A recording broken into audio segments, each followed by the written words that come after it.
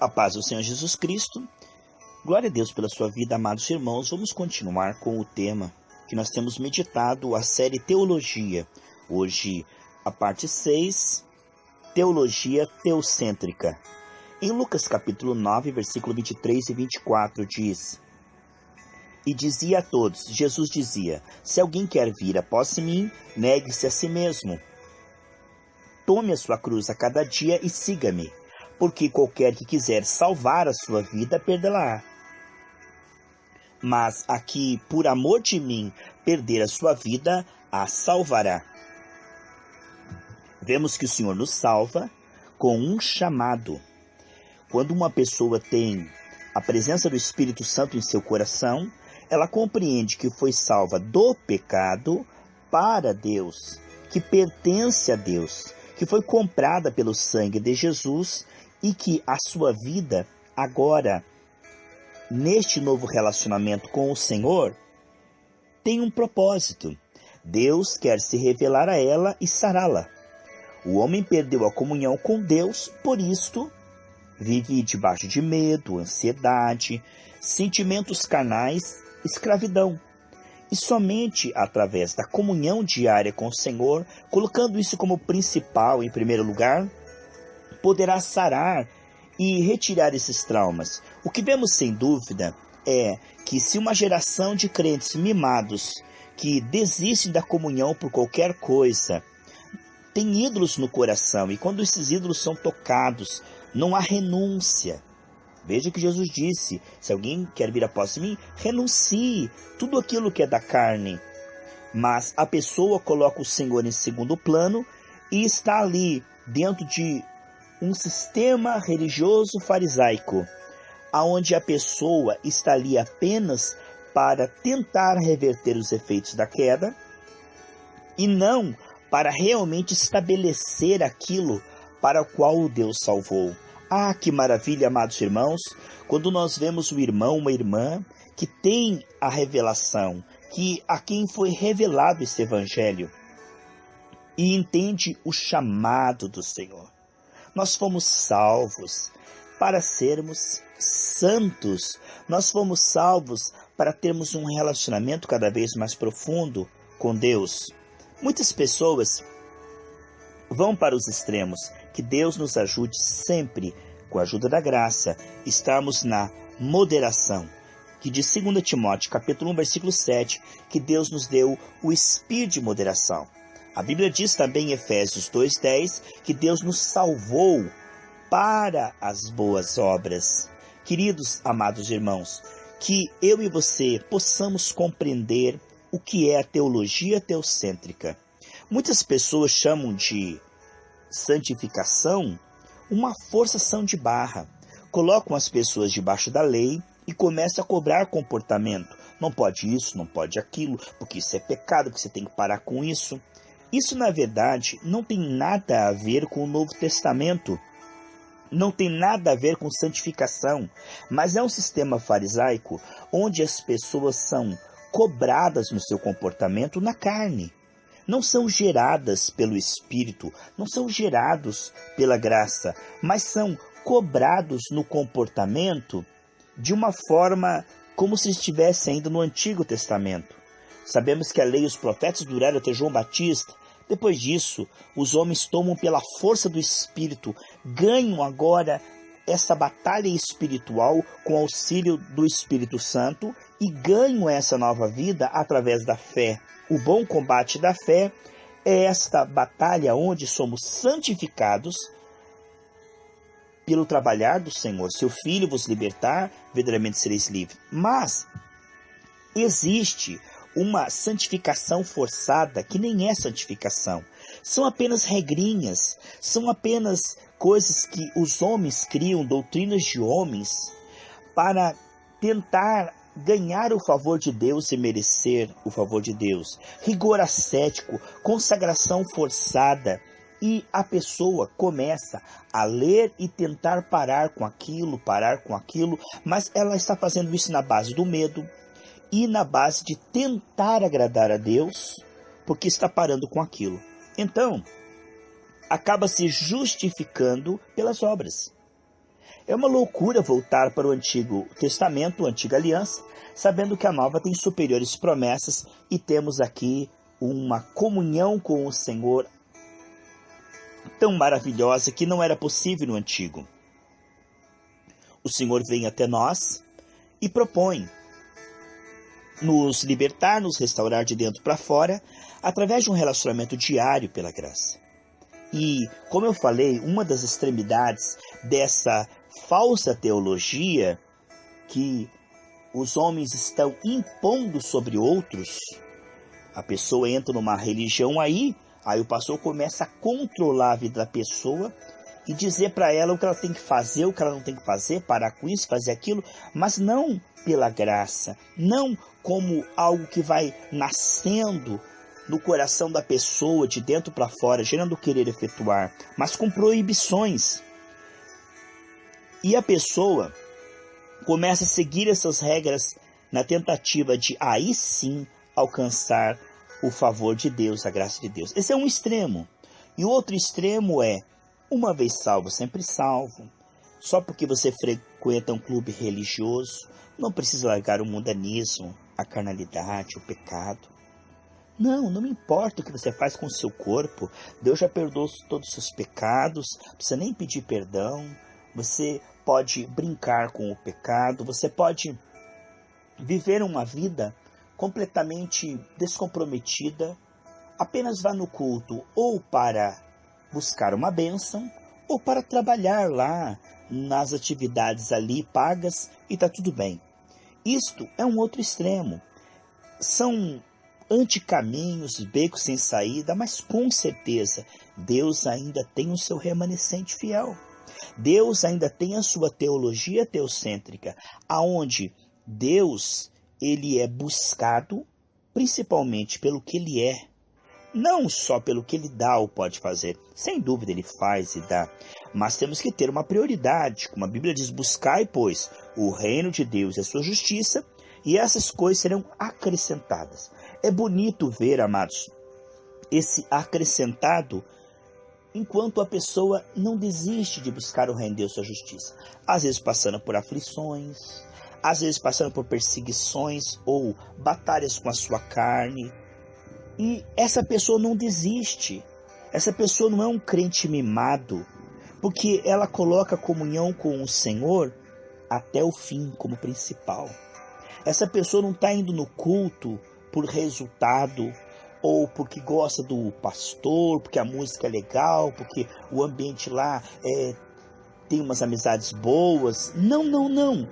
Ela compreende o chamado do Senhor que o comprou pelo sangue para ter a renovação da mente, e essa pessoa ela tem alegria em estar diante da palavra de Deus, em oração diante de Deus, e também com irmãos e irmãs cheios do Espírito Santo. Tem isso como uma grande alegria porque foi gerada no Espírito.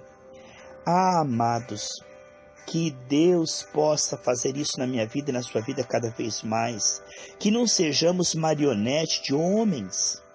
Que não sejamos pessoas que estão sem entender o propósito para o qual Deus tinha no coração ao criar a igreja. Veja lá em Gênesis a comunhão que o Senhor tinha com o homem na viração do dia. A Bíblia diz, Deus diz, eu te guiarei com os meus olhos. Como Deus pode guiar-nos com os olhos se nós não estamos olhando para os olhos dele? Se estamos ali apenas olhando para atividades no templo ou para os nossos problemas, para as bênçãos. A Bíblia diz lá em Cantares capítulo 4, tu me atraíste, me conquistaste com um dos seus olhares.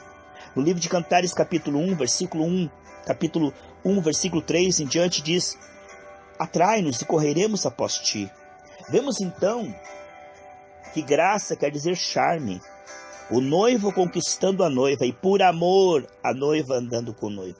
É claro que ao casar o noivo e a noiva toda a riqueza do noivo é repassado para a noiva, mas a noiva não está como uma prostituta, como uma meretriz, namorando esse noivo rico por interesse da sua herança, mas sim porque ela foi conquistada. Sabemos que tudo o que é de Jesus pertence à igreja. e que isto é, o Senhor Jesus Cristo tem todas as bênçãos que nós precisamos, mas não estamos seguindo Ele de forma legítima, se não for por amor, amém, amados? E nós só podemos amar o Senhor como resposta. Nós o amamos porque Ele nos amou primeiro, diz lá em 1 João 4,19. Sem dúvida, meus amados irmãos, Deus está dizendo, se você tiver um relacionamento comigo, você vai sarar. Por isso, diz o Salmo 27,4, uma coisa pedi ao Senhor e a buscarei, uma coisa, que possa contemplar a sua formosura. O Salmo 107,43 diz assim, aquele que for sábio, meditará demoradamente no grande amor de Deus. A verdadeira teologia, a teologia teocêntrica, nos chama ao principal, porque a principal aquisição que nós temos não é aquilo que Ele pode dar, fazer, mas o principal benefício e a principal aquisição que nós temos, o direito, o privilégio, o chamado, é de perceber a sua glória, sermos sarados por esta comunhão, frutificar e aí revelar a sua glória cada vez mais. Vemos que isto é teologia teocêntrica, um chamado a um relacionamento diário. É claro que tudo se começa de forma precária. Ninguém começa na igreja percebendo a Deus. Mas este é o direcionamento profético. Este é o profeta genuíno. Aquele que está incentivando, direcionando de forma continuada. Paulo dizia em Filipenses 3,1 que é útil nós ouvirmos sempre as mesmas coisas. Sabe, amados, não podemos deixar de ouvir a lei, senão até nossa oração será abominável. Esta é uma necessidade quase que desapercebida. Somente percebendo o amor de Deus, seremos sarados interiormente. E quando nós somos incentivados, direcionados, no culto, em casa, em todo lugar, a colocar essa comunhão com Deus, que se comece de forma simples, mas a meditação na palavra diária, de forma disciplinada, sim. A oração com o Senhor, desabafar com Ele, falar tudo com Ele, ter Ele como nosso melhor amigo. E a comunhão com pessoas cheias do Espírito Santo. Quando nós fazemos isso, irmãos, com a intenção clara de sermos dele, nos comprometer com Ele, porque estamos percebendo o seu amor. Isso é legítimo. Aqui está um direcionamento raro, mas um direcionamento genuíno, que nós vemos ali, Paulo chamando os homens a se reconciliarem com Deus. Paulo dizendo que Cristo havia derramado o seu sangue, e agora pela sua morte, ressurreição e ascensão, nós recebemos o principal privilégio, como diz 1 Pedro 3,18, de termos novamente relacionamento com o Senhor. Olha, ninguém progride em relacionamento se a ênfase dele for ritual, regras, religião. Isso não vai produzir avanço nenhum progresso, diz em Hebreus 9,9.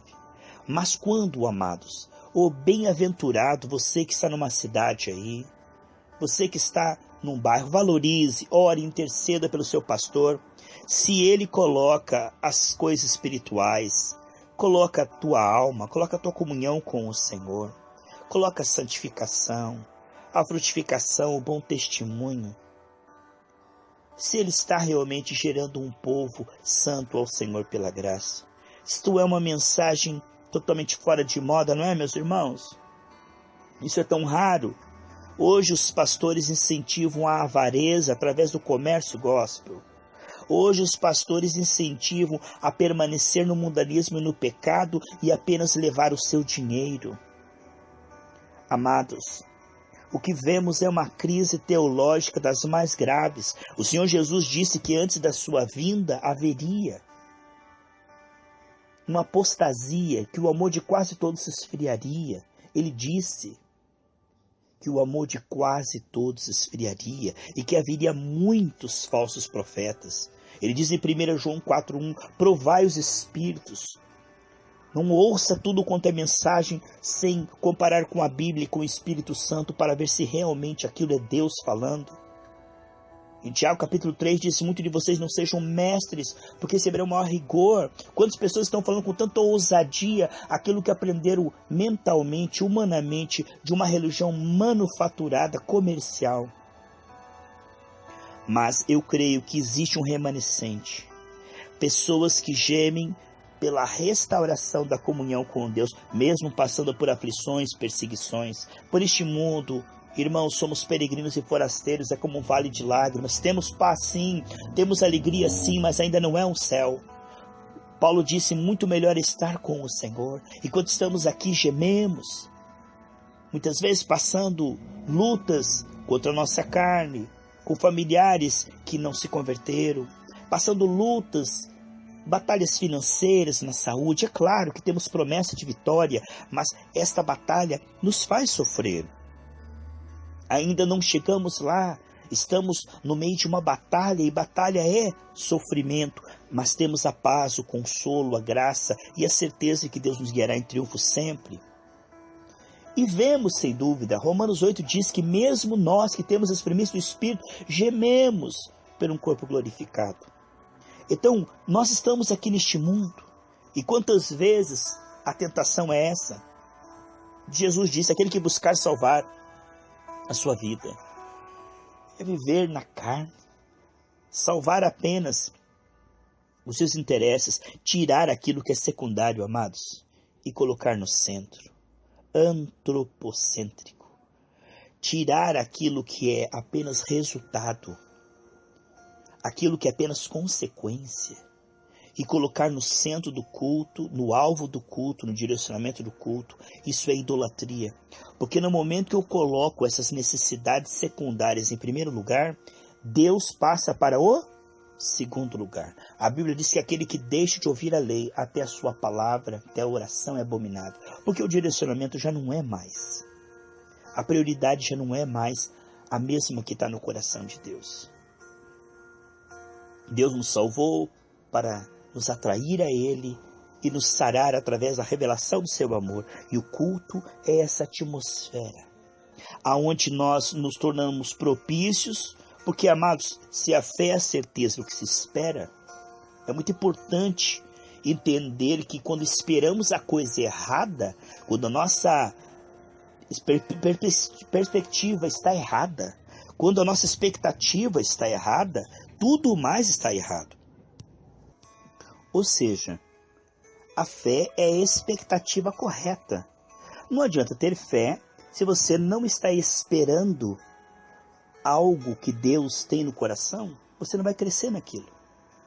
Muitas pessoas têm fé para ser abençoados, mas não têm fé para perdoar. Não têm fé para se entregar a Deus e renunciar aos ídolos. Não têm fé para largar o mundanismo, a carnalidade. Como diz ali em Romanos 8,13, que se pelo Espírito modificarmos as obras do corpo, viveremos, mas se andarmos na carne, morreremos. Então a pessoa tem fé, tem uma expectativa, mas não está crescendo na expectativa correta. Pois Deus, ao nos criar de novo, Ele tem uma expectativa, e é preciso que nós tenhamos a mesma expectativa de Deus. A Bíblia diz em Amós 3,3, andarão dois juntos se não estiverem de acordo? Então, quando o homem está num culto antropocêntrico, a expectativa dele é tudo menos aprofundar o seu relacionamento com Deus. Então, ele não vai avançar naquilo para o qual Deus o salvou. Ninguém avança numa área em que ele não tem expectativa, em que ele não está se exercitando naquilo.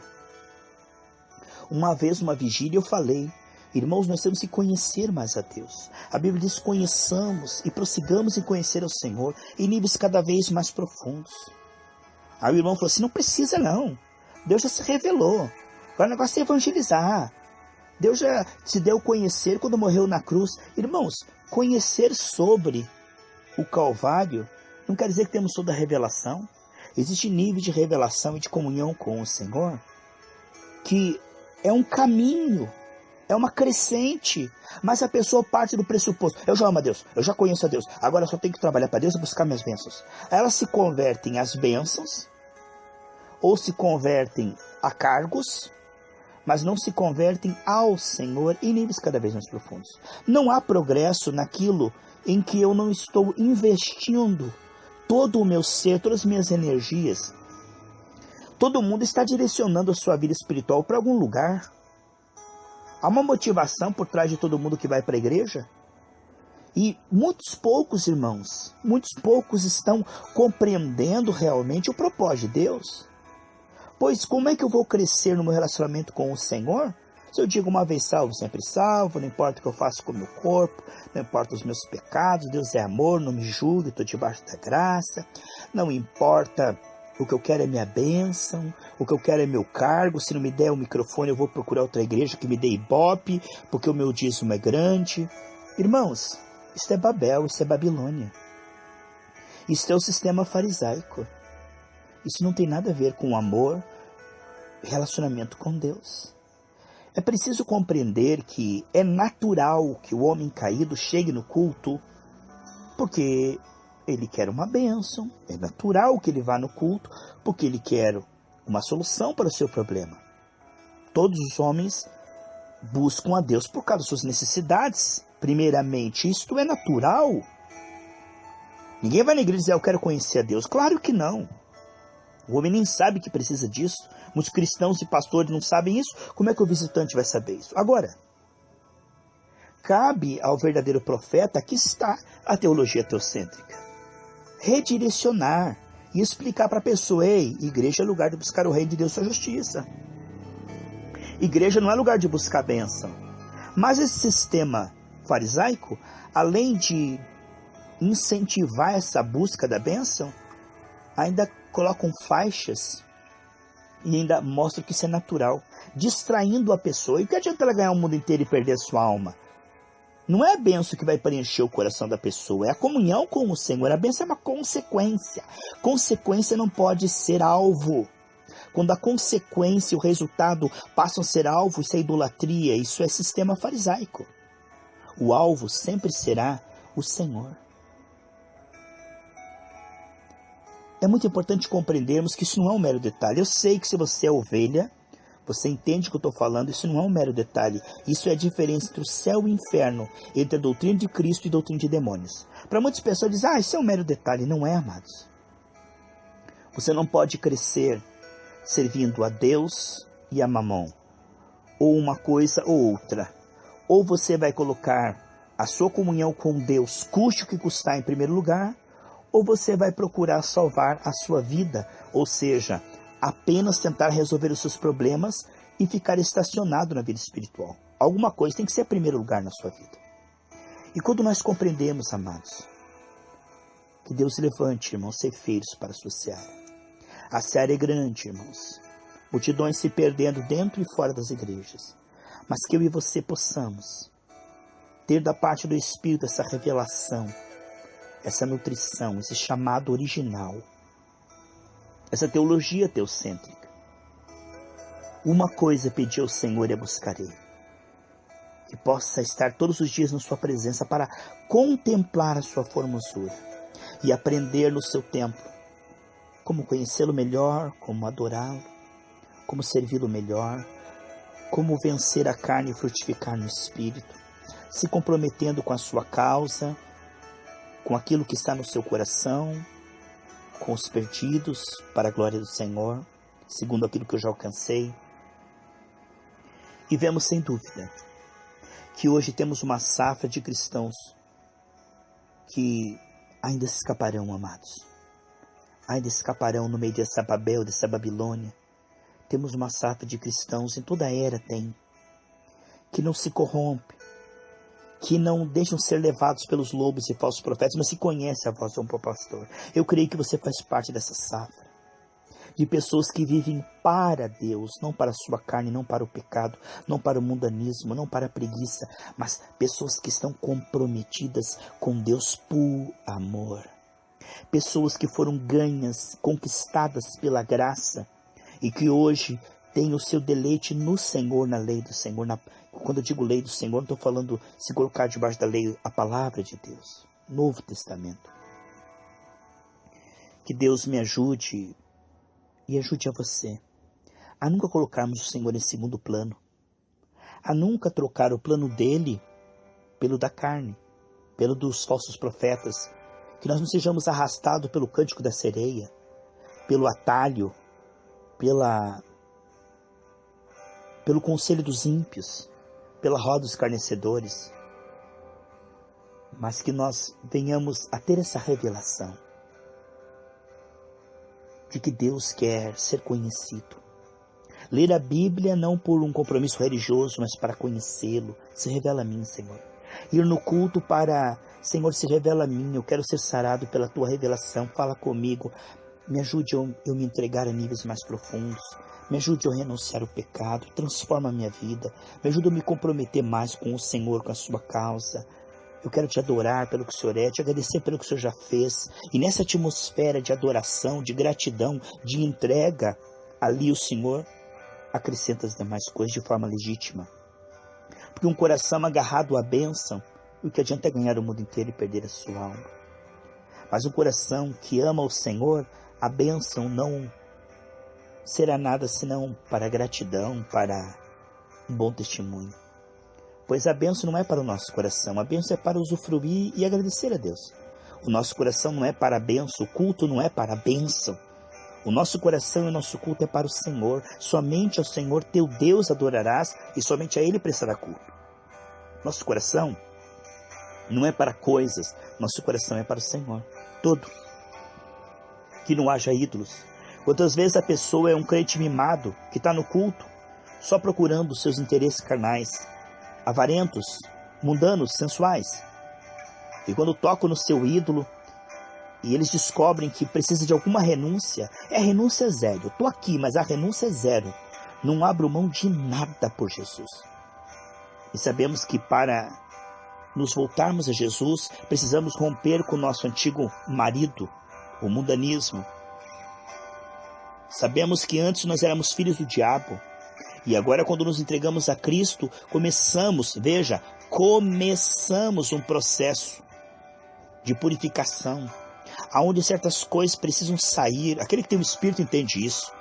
Certas coisas precisam ser renunciadas, certos hábitos precisam ser renunciados. E com a ajuda da graça, essa pessoa vai entender, querer, buscar, gemer, jejuar, para que essas coisas saiam da sua vida. Para que sobre mais lugar para Deus, para a sua glória, para o fruto do Espírito Santo. As pessoas querem tudo de Deus, sem se entregar a Deus, sem serem pessoas de Deus. Elas não estão se tornando cada dia mais pessoas de Deus, cada dia mais íntimas do Senhor. A Bíblia diz no Salmo 25:14 que os segredos de Deus são para os seus amigos íntimos. Elas não estão se tornando cada vez mais íntimas de Deus, nem conhecem a Deus. Deus é um grande desconhecido. Como diz em João 4, que aquela samaritana adorava um Deus que não conhecia. Quantos que estão na igreja que não progrediram nada no relacionamento com o Senhor? Não conhecem a Deus, não conhecem a voz de Deus, não conhecem a Bíblia. Não progrediram em nada no amor, na misericórdia, na pureza. Não progrediram em nada a nível espiritual, mas estão ali, avarentas, buscando os seus interesses que vão ficar nessa terra. Buscando se aparecer no púlpito, trabalhar para Deus, para ter mérito diante de Deus e dos homens, para terem o aplauso das multidões, para ganhar dinheiro, com intenções impuras. Mas isso não tem nada a ver comigo, com você, amados irmãos. É por Deus que nós vivemos.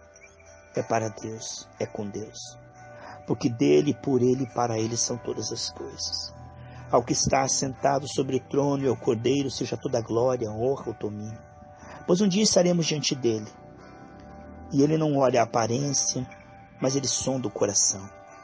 E sabemos que todo o coração está corrompido desde a queda. Eu digo a nível de alma. Pois de novo fomos gerados e temos um espírito novo, um coração reto. Mas a nível de alma, todos nós estávamos corrompidos. E o processo precisa começar e continuar. Ninguém nasce adorando a Deus de todo o coração. Veja que este é o alvo. Quando o Senhor disse, este é o mandamento, amarás o Senhor teu Deus de todo. Ninguém vai chegar ao todo se não estiver gemendo, exercitando e buscando isso dia a dia. Vamos progredir naquilo que é o principal. Todas as demais coisas serão acrescentadas. Estamos no caminho certo, glórias.